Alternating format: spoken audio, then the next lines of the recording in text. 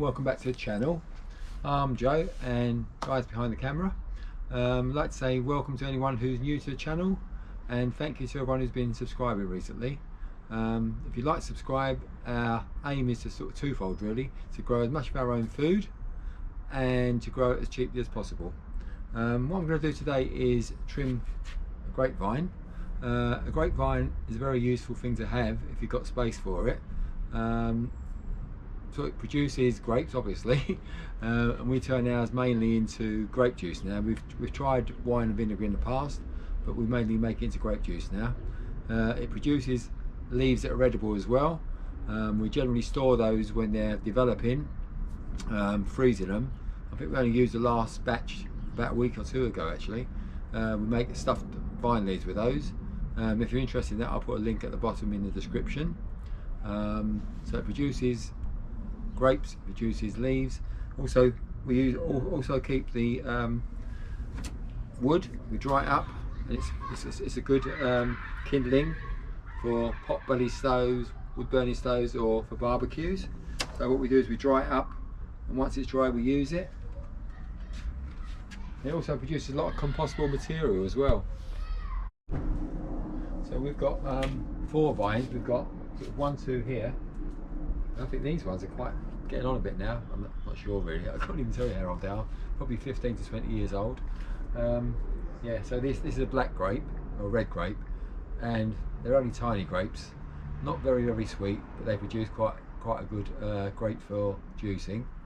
We've got a white grape over there, which is quite a bit younger, and we've also got a red grape on one of the plots, which is probably about the same age as the other red grape, but the ones down the allotment are a bit larger in size and a bit sweeter as well. So once the grapes are finished in the autumn, what happens is all the leaves fall off, and the wood starts to brown and harden, which is a way of protecting the nodes which contain the buds for next year. Grapes always grow on last year's growth. So as you can see, it's a little bud here, little node here. Inside there would be the bud that will produce a vine for next year. As you can see just from this growth here, it's got 1, 2, 3, 4, 5, 6 or 7 nodes on there. So if you left all the nodes on there, it would become unmanageable. It would just take over basically. So what we do is we prune them in the winter, because winter's the best time to do it, because the sap's not rising. The sap was dormant, so the sap is not starting to rise yet. So it's the best time to do it. It's also best to do it on a dry day, so that sort of reduces the risk of disease getting into the vine as well. So this vine here, we use it as a canopy as well for shade. So it's got the basic structure with the vines I've let sort of get old. So I'm going to keep that structure.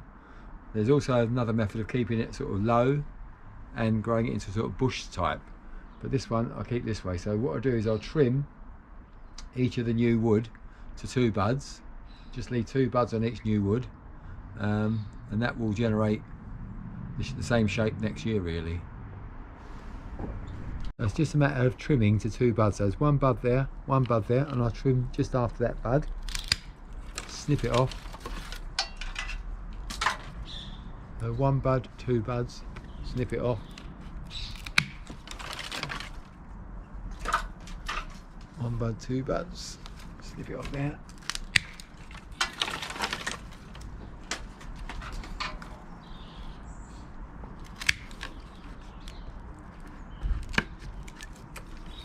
And it's just a matter of carrying on with that until it's been completely tidied up.